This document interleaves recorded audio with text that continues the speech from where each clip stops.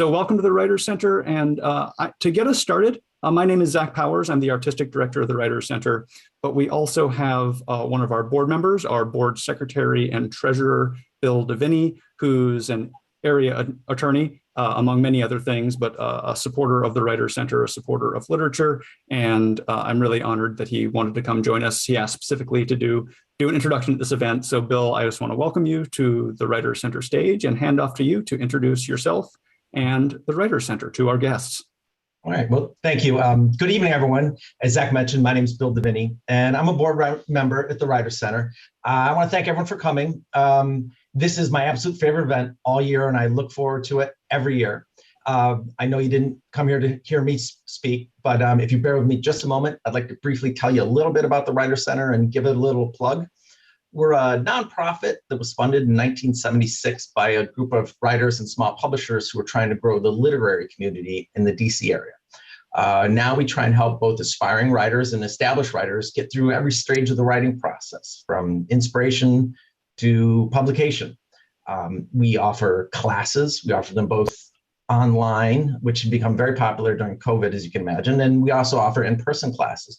We have great instructors in all sorts of different genres. We have like fiction, nonfiction, poetry, even we're trying to get into some screenwriting classes. And that's to help both aspiring and published writers refine their craft. And we also have post classes. We have functions that will help you get the work actually written. We have carols where members can come in, unplug, and pump out the words. And we also have a lot of working and discussion groups. A lot of times it's class members who continue to get together after the class has ended, and we have meeting rooms downstairs where they exchange work and give feedback. I saw a speech where this year's honoree, John Wideman, explained he liked to read his work out loud, help understand what's going on and what's going on with his characters. We have writers groups, forums where writers can do that. And we have open mic nights too, where people can come in and give their readings. And we help with the business of writing a little bit too. We have classes on editing, getting editors, publishing, and helping authors find agents. And the other part of it, our mission is the community. We hold special events like this one's with readings and discussions throughout the year. Obviously, the last year has been difficult with those because of COVID, but the Writers Center has always served as a place for writers to get together and give feedback on one another's work and talk about the writing industry. So we would love to see you come by, take a class, or attend an event here. Last but not least, I'd like to thank the F. Scott Fitzgerald Literary Festival.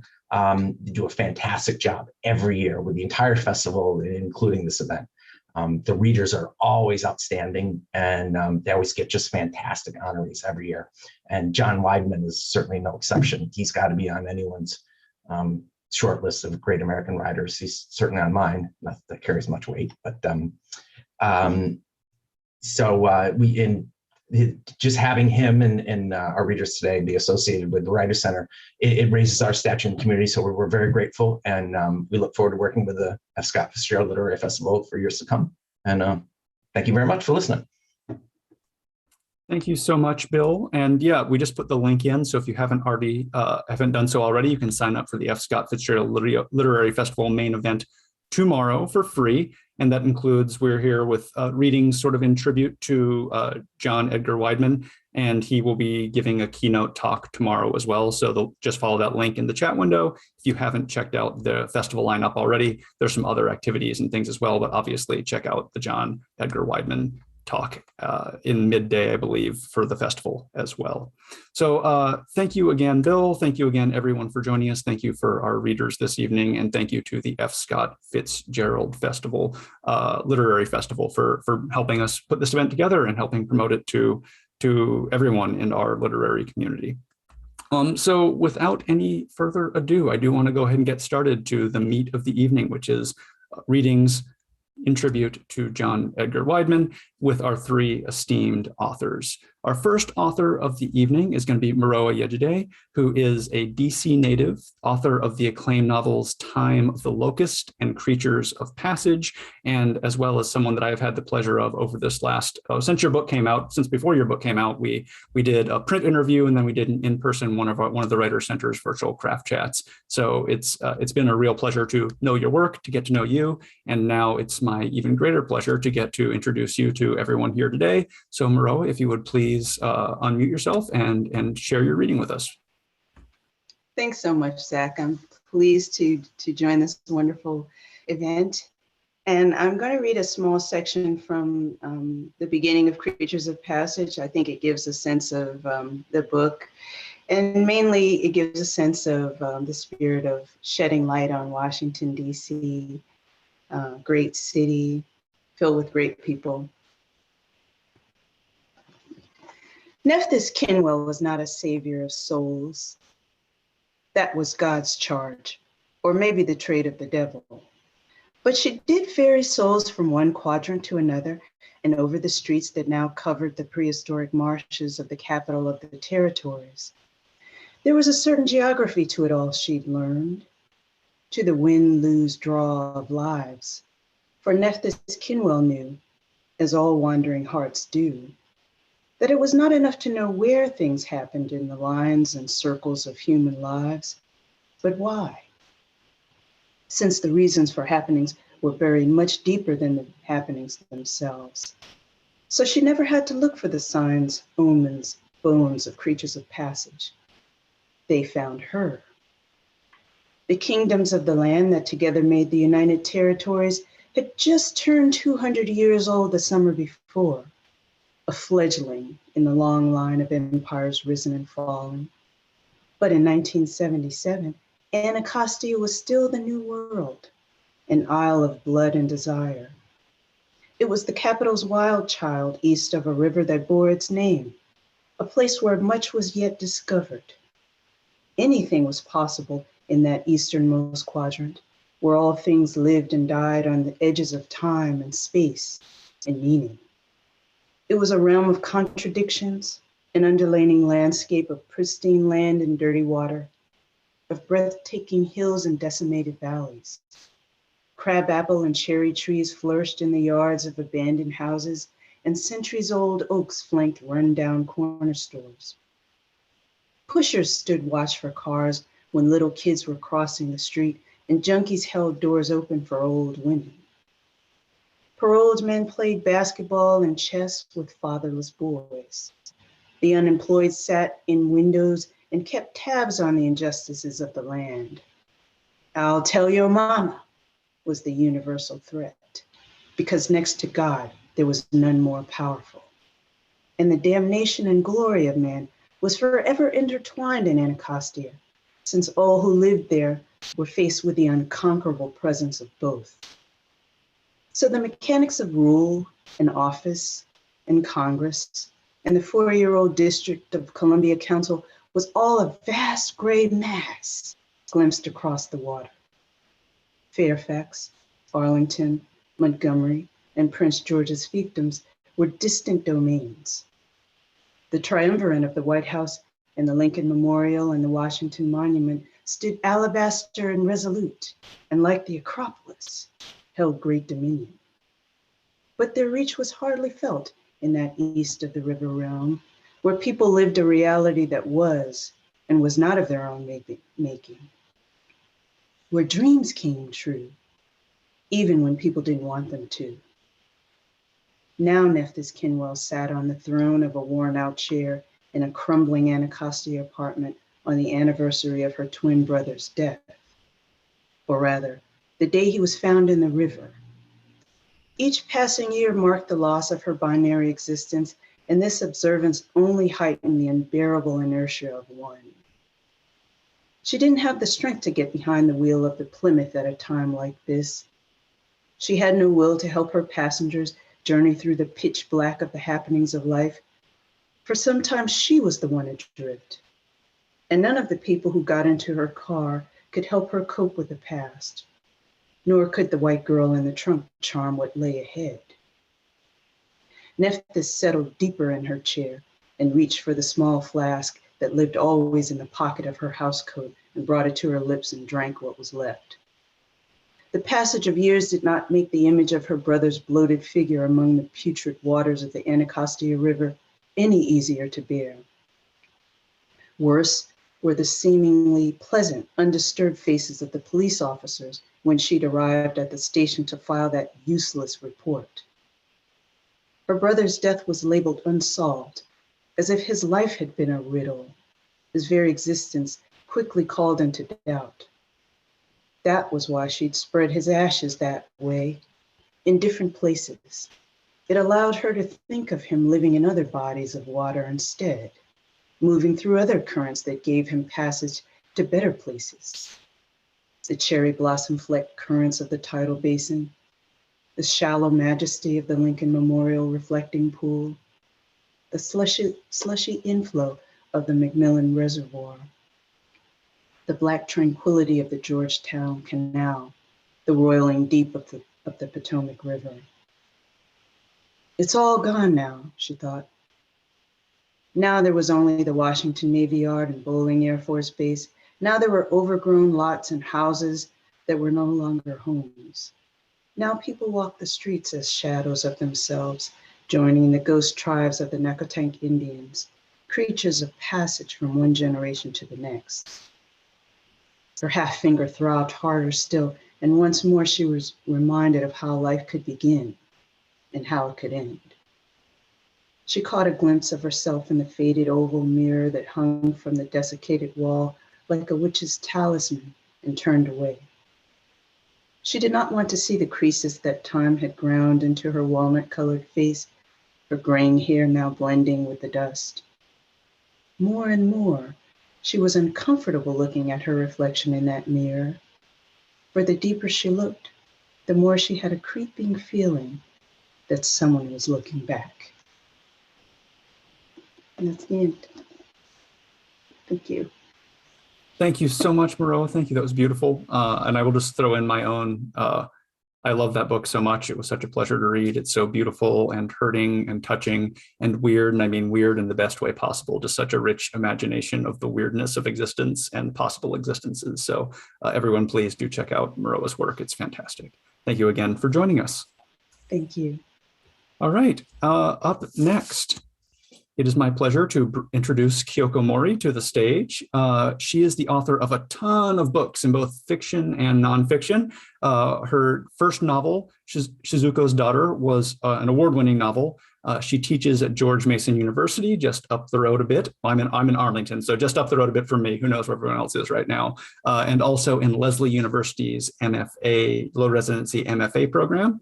Lesley also has a personal tie to me. That was the first writer's workshop I did. Lesley used to do a writer's workshop in the summers. The first one I ever did, like my coming of age was in that program. So it's always nice to have that connection pop back up once in a while. So Kyoko, please, welcome to the stage, welcome to the Writers Center, and please share your reading with us. Thank you very much. And I apologize if the cats meow while I'm reading. They're featured in this, so I'm gonna start with a little introduction concerning the topic. Are all stories true? My answer might have been more hesitant if you'd asked me 5 or 6 years ago.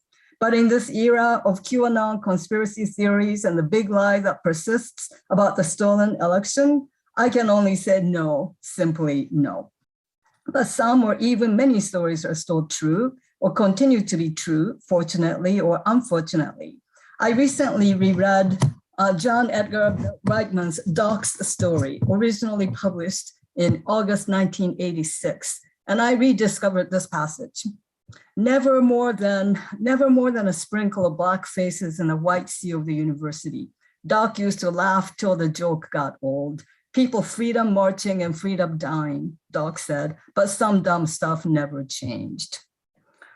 It's unfortunate that this passage remains true, but fortunate that the story that Mr. Wideman wrote, which features a story within a story about Doc, a blind man who could still play basketball, also remains true.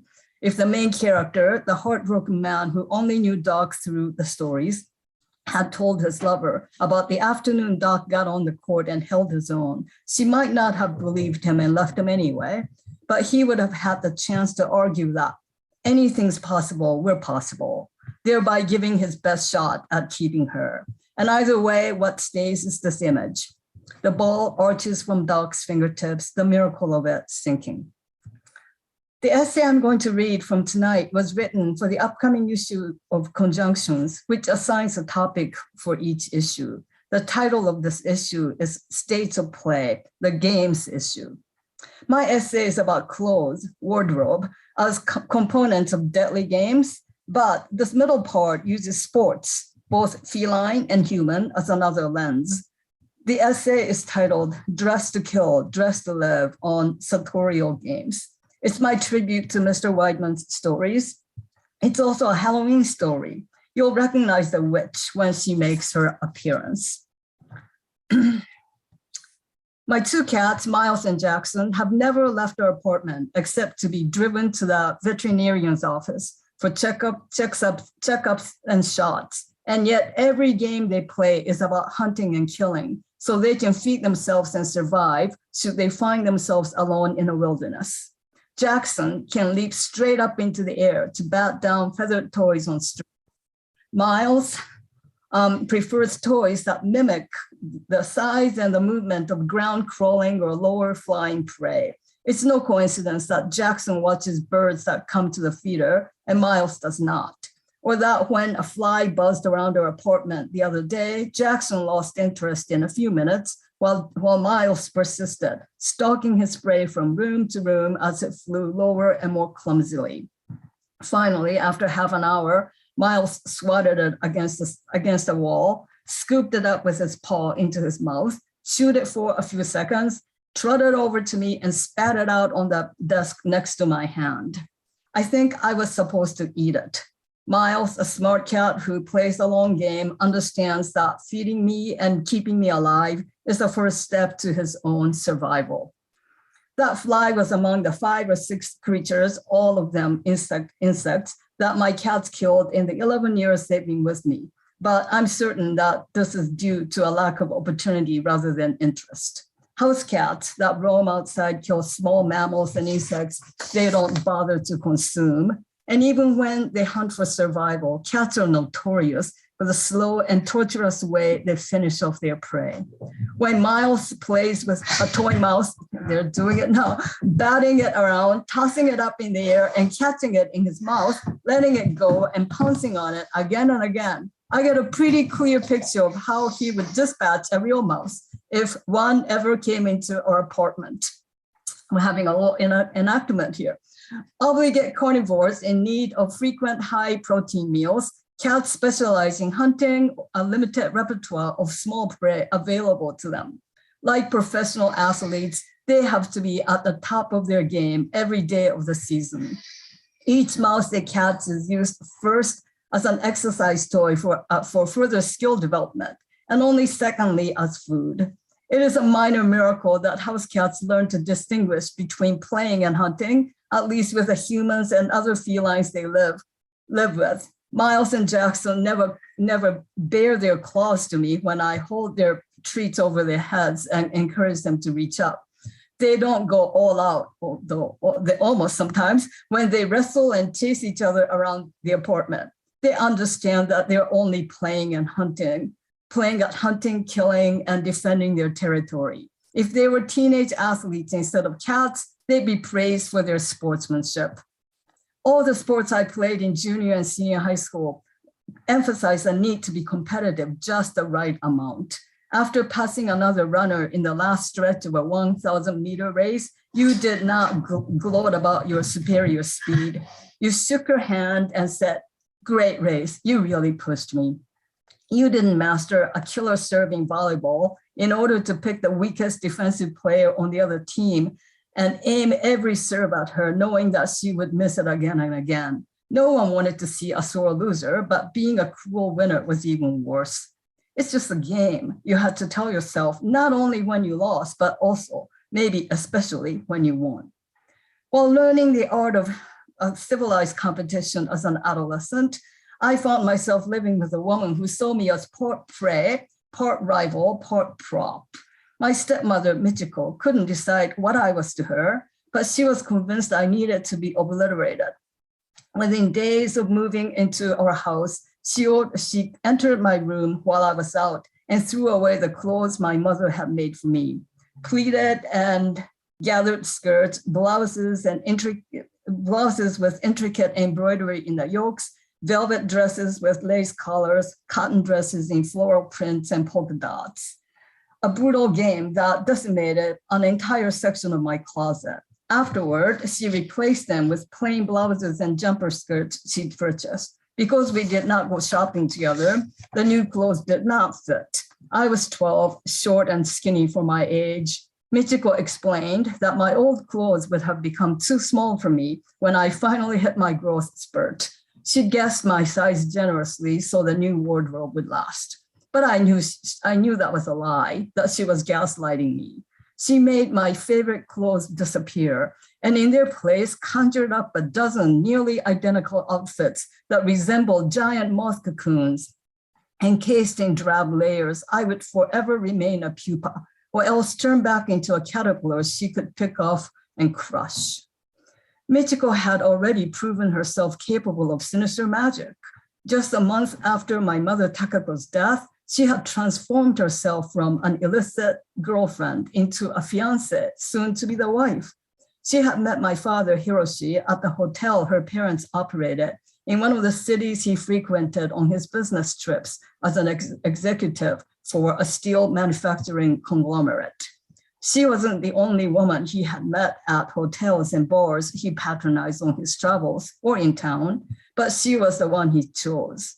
Of course, even she couldn't keep my father from resuming his relationships with a dozen other women he'd been seeing, some of them since before my birth. Although Hiroshi played rugby every Sunday he was in town, womanizing was his real game of choice, an activity he could pursue nightly no matter where he was. A few months after Michiko's arrival, he stopped coming home regularly, which she should have anticipated. After all, that's how she met him too. Hiroshi played the cheating game, not because he kept falling in love with different women, but because he was in love with his own power and privilege. He made no secret of his illicit activities. He was so deliberately careless that even I knew about them as a child. More than the affairs themselves, he enjoyed letting the whole world know how he could get away with doing whatever he liked. In 1969 in Japan, a well-to-do man like him could cheat on his wife all he wanted and be admired by his all-male friends as a lucky and clever man who had both security and adventure. But there was a catch. He needed a wife to cheat on.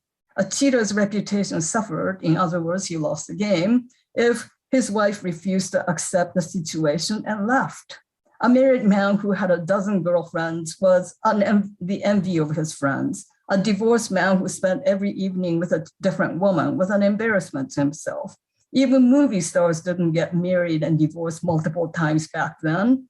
My father could only manage 2 marriages before people started saying that he couldn't control his wife.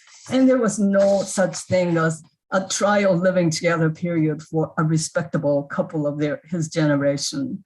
So Michiko had already defeated the other women by being the one Hiroshi asked to move into his house, and I was even less of a threat. My father only considered me an inconvenience, an irritating reminder of the woman who had chosen suicide at 41 over continuing to be his wife. Regardless of what I wore, no one noticed me, a scrawny child next to Michiko, a tall, big-boned woman of 39 with large breasts, wide hips, and a long, horsey face. She used orange lipstick to accentuate her mouth and kohl eyeliner to enlarge her eyes. With her hair in a pixie cut, my stepmother appeared at once mannish and fey, like a TV actress playing a gamine part. By day, she wore polyester button-down shirts with geometric designs, diamonds cresting to a point over her breasts, and fitted pants in colors like lime green and mustard yellow. At night, she changed into a see-through white baby doll gown with pink ribbons at her throat to wait up for my father. Part princess, part prostitute, part witch. She was the most powerfully frightening person I had ever met, especially after a few nights in a row when she was dressed like that, and my father returned late or not at all. If I could have made myself invisible to her, I would have done so on my own. The role Michiko was playing, that of the seductress in residence, needed to be refreshed periodically to keep my father interested. Whenever she sensed her hold on him slipping, she switched up her game. She picked a night Hiroshi was sure to come home and waited for him in the living room with her suitcase packed, dressed in one of the few toned-down day outfits she owned, a sweater and slacks like my mother used to wear on her train rides to visit my grandparents. When Hiroshi returned, she informed him she was moving back to her parents' hotel in Kyushu, the southern island. It was clear, perhaps too obvious, that she was playing the role of the wronged wife, so she threw in a twist. The most lethal predators often choose a circuitous path of attack in their killing game, and she was no different.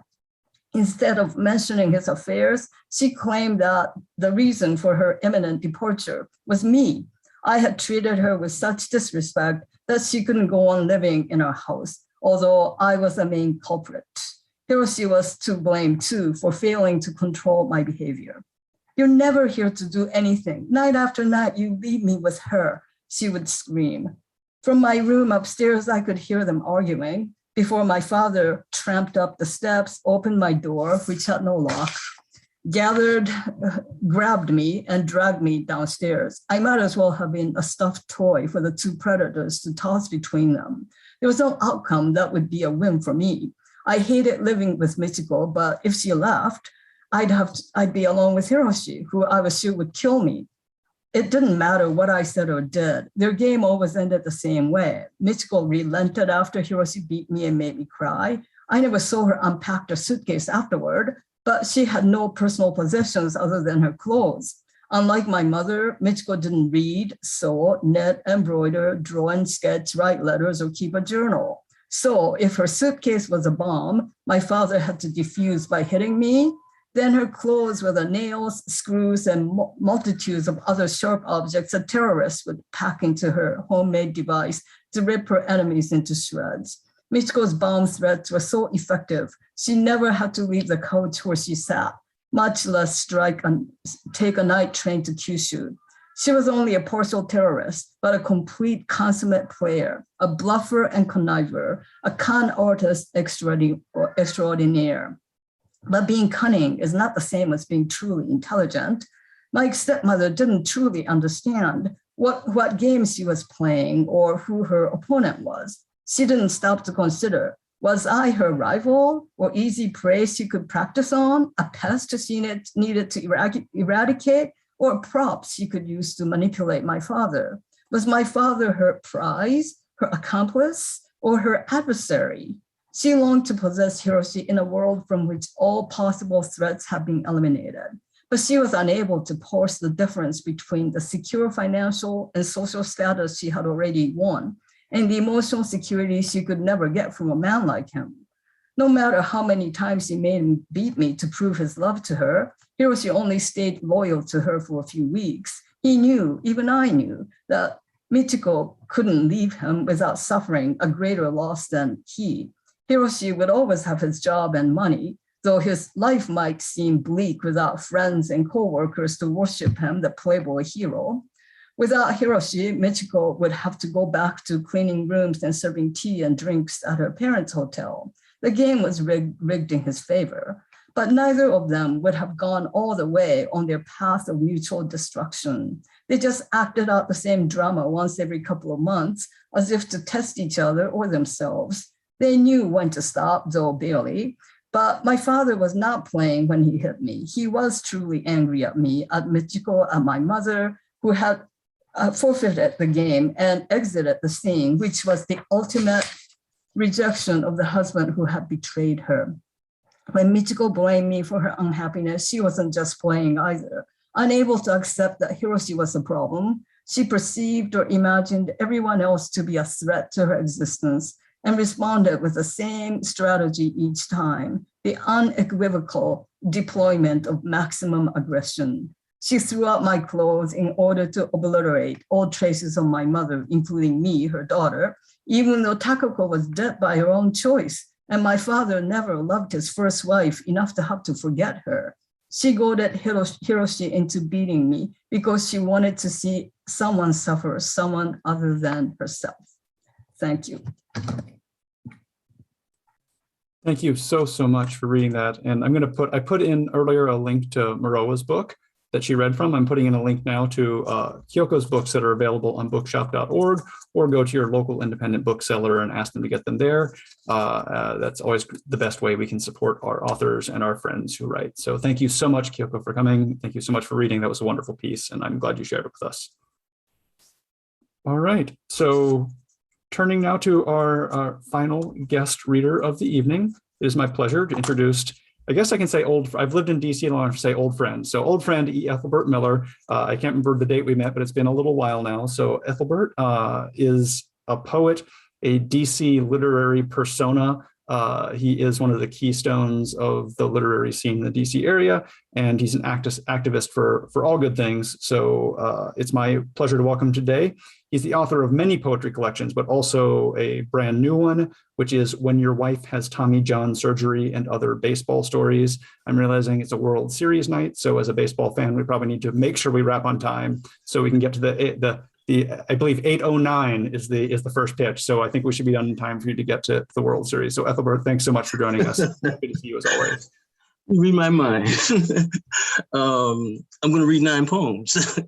I think that's a fitting number. But I selected poems that I felt, since this is a tribute to John Wideman, that sort of focus on his themes. When we pick up his books, we know that immediately the work deals with family. It deals also with neighborhoods, in this case, in terms of Wideman, Homewood in Pittsburgh, for me, the South Bronx. Then sports is very important to Wideman. He's always was a wonderful basketball player. That's what he wrote about. His daughter was a basketball player, very good basketball player. So sports is very important to his work. But then there's also the dominant topic, which I think is writing about the lives of Black men, and sometimes the relationship between fathers and sons. So my work draws upon that. And I'll probably read one poem that's about my mother, because when we read his short story, All the Stories Are True, there's that conversation between mother and son on the porch in Pittsburgh. So this first poem is Black Men Are Precious.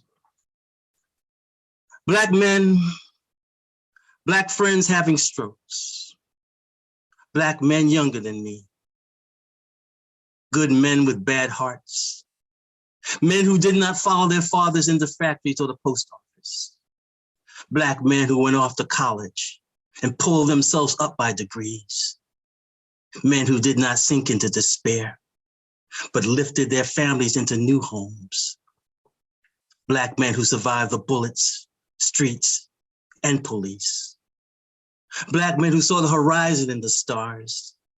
They marched as if Garvey held out his hand, not to Ethiopia, but to our hearts, Black hearts, now failing for unknown reasons. Why? Why do we die so young? Why are we not like our grandfathers sitting on the porch rocking away the years? Why are we not the Black men returning from the wars and lifting our girlfriends up into wives again? Why do we date this early death? After all the exercise and pills, after the changing diet, why is there such a cruel hunger that appears and takes our years? Black men, my friends resting in their open coffins, waiting for someone to sing, Precious Lord, and take their hand. Black hands closing with so much love still left to give. And then in terms of Black men, in terms of fathers and sons, this is a baseball poem called Lost in the Sun. Joyful Black fathers throwing their little ones into the air. Years later, a troubling blue sky blankets the world. Black fathers at funerals, no longer able to catch their sons. Black fathers no longer standing in a field of dreams. Their Black boys gone. Sunglasses, unable to hide their grief. And then read this poem. I'll promote this. It's a Chicago Quarterly Review, last issue, special issue of edited by Charles Johnson in terms of a number of wonderful Black American writers in his collection. And Charles selected a poem that I wrote almost a year ago when I turned 70 years old. And they ask you to blow out the candles on the cake. And you're 70 years old and you wonder if you can still do that. It gets down to things that you can't do anymore, like blowing out the candles. But for Black men, sometimes it's not even, the problem is trying to reach the age of 70 because so many of us die so young. What does a Black man wish for? You think of Ellison's light bulbs as you stare at the candles burning on your birthday cake. What is the difference between chocolate cake and American cherry pie? When a Black man is hungry, he wishes for a job, not food. He wishes for his back to stop hurting. He wishes for solitude when he's seduced by loneliness. When he is lonely, he wishes for love. When the people in the room sing happy birthday, you realize how old you are. You no longer need to count on your fingers because you will never confuse 1950 with 1776. When your eyes first saw the light, you cried because you were being separated from Blackness. You cried while watching your mother's cry turn from pain to joy, her face candle bright. You've always wished for your mother to be well, to light the way with kindness and sacrifice. You wish for your father's Black hands to always be reaching and lifting, and for the future to never be dark. What does a Black man wish for? You wish for everything, even the things you cannot carry. You wish for nothing, so you will not be disappointed. The light from the candles turn blue. You hold a knife in your Black hand, ready to cut the cake. But first, you cut your wishes into small pieces before you blow. Now you blow and blow. I remember my mother, who's no longer living, but there was a moment after my father died.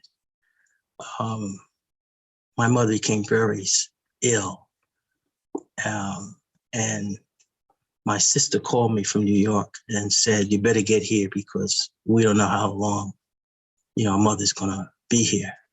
And so I rushed up to New York and got to the hospital.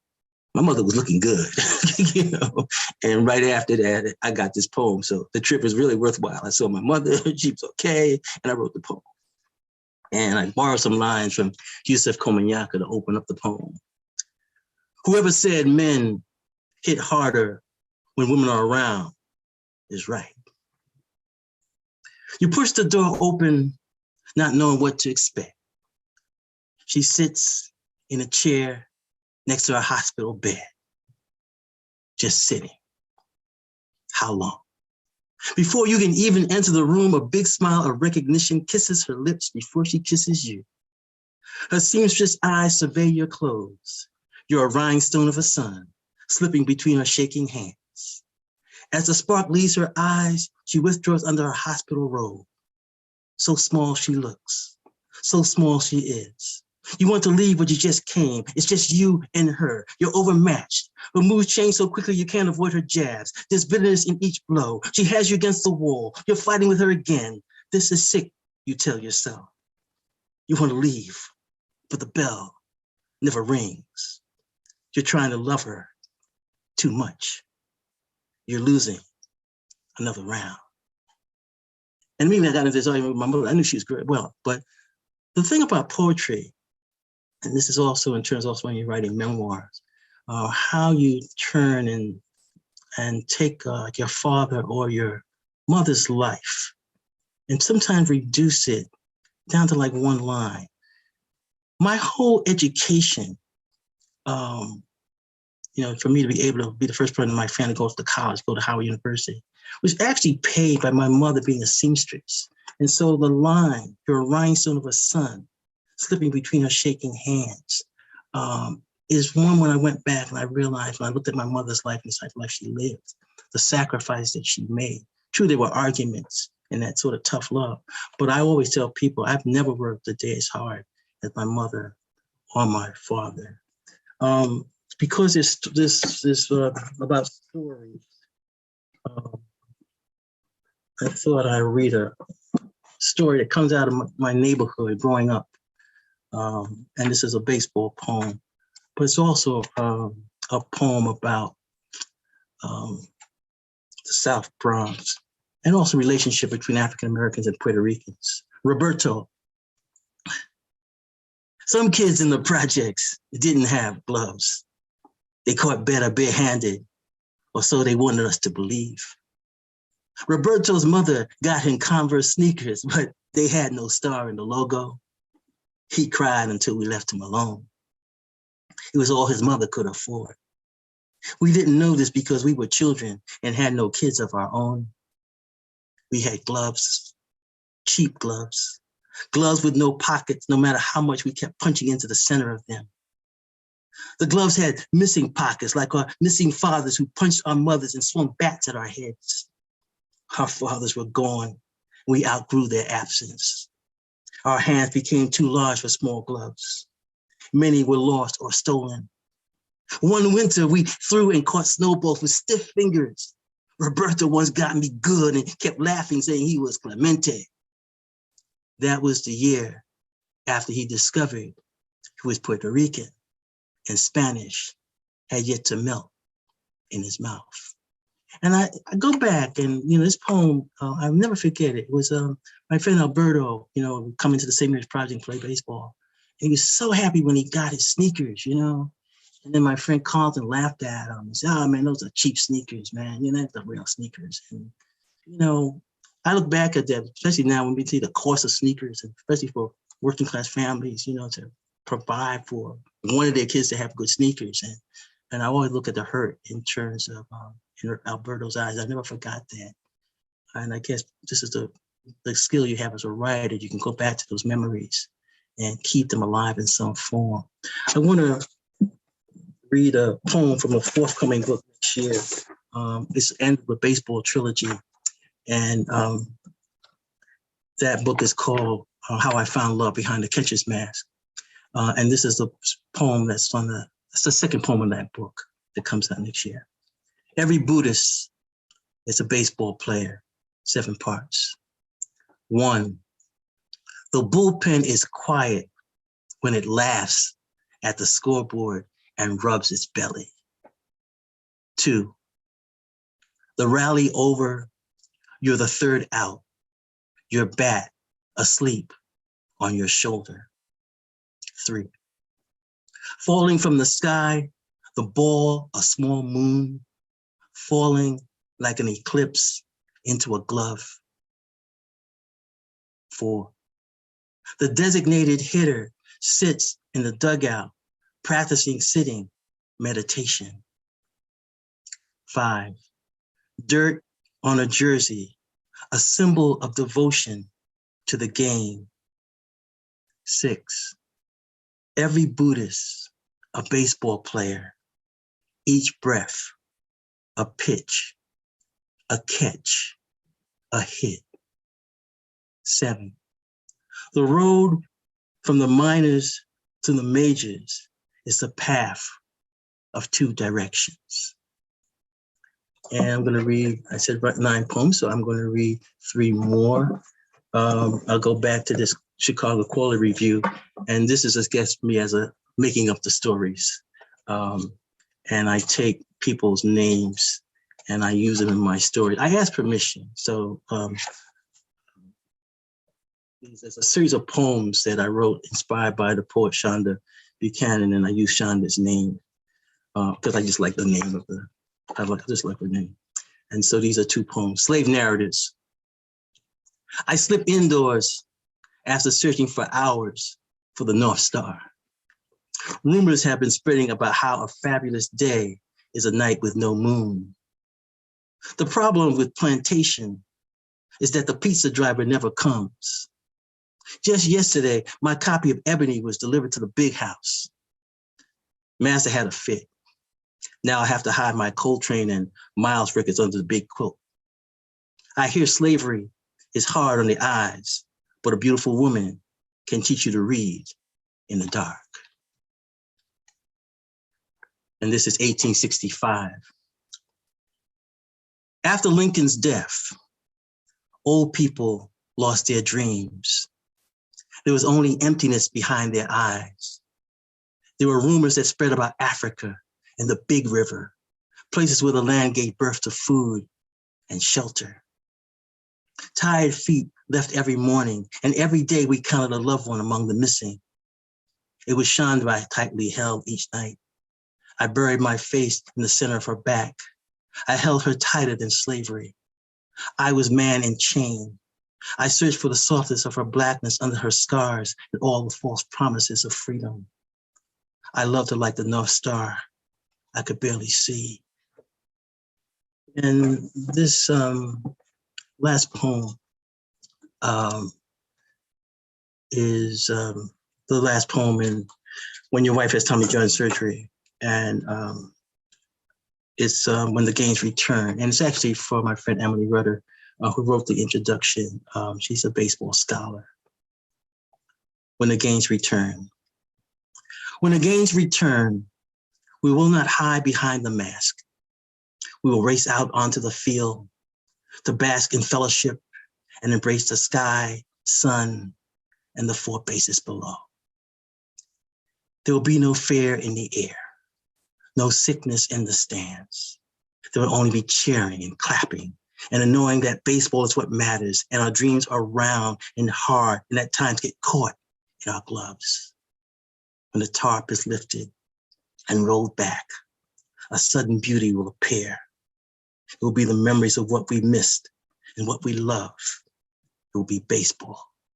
It will be prayer. And let me just end with a closing comment. In the early 90s, I taught at UNLV. That's in Nevada, for those of you who are east of the Mississippi. And back then I had an outstanding student in one of my classes in African American literature. Her name was Tracy Guzio. Tracy Guzio today is a professor of English at the State University of New York in Plattsburgh. In 2011, the University of Mississippi Press published her book, All Stories Are True, History, Myth, and Trauma in the work of John Edgar Wideman. Wilfred D. Samuels, who recently died, who was professor of English and ethnic studies at the University of Utah and the founding president of the African American Literature and Culture Society, said the following about Guzio's book.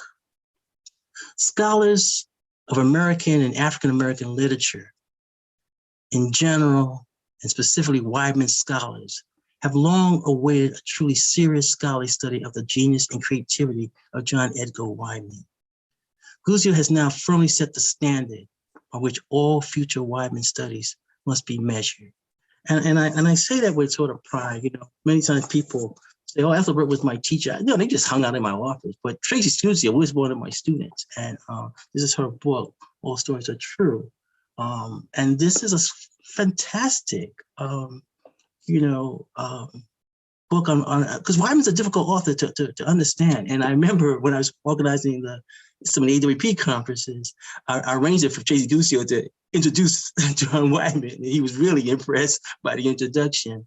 And, you know, one of the things that always keeps me humble and being a literary activist, and it's a pride, even more important than my own work, is that when I open up this book, to the first page, and I read by Tracy Guccio, I must begin by thanking Ethelbert Miller, poet and teacher, currently at Howard University, for introducing me to African-American literary scholarship and nurturing my love of African-American literature. He was my first reader of my work on John Edgar Wideman, and his continued mentorship, enthusiasm, and support are immeasurable. He has been the inspiration for what I do in the classroom and in my academic work. And I said it in a tribute to today John Wideman because Wideman affected my life. And I was teaching Wideman work out at UNLV. And I think it was the first class that Tracy Guccio took in African American literature. And you begin to see this relationship in terms of how our literature can bring people together. You know, Tracy Guccio is not African American, but she took an interest in John Wideman's work because there's so much stuff in there that she could connect with. And she decided that she was going to focus, consume a lot of her time on writing this book on Wideman's work. And so I say that in terms of for all of us to always be looking over our shoulders, helping other writers, especially helping writers who are scholars, because this is what keeps our memory and our work alive. And so I'm very happy in this tribute to John Wideman that in a small way, because I loved his work, I shared it with Tracy Guccio, and she went on to continue the heavy lifting of understanding and analyzing his work and sharing it with others. So thank you. Ethelbert, thank you so much for your reading and for your comments there at the end.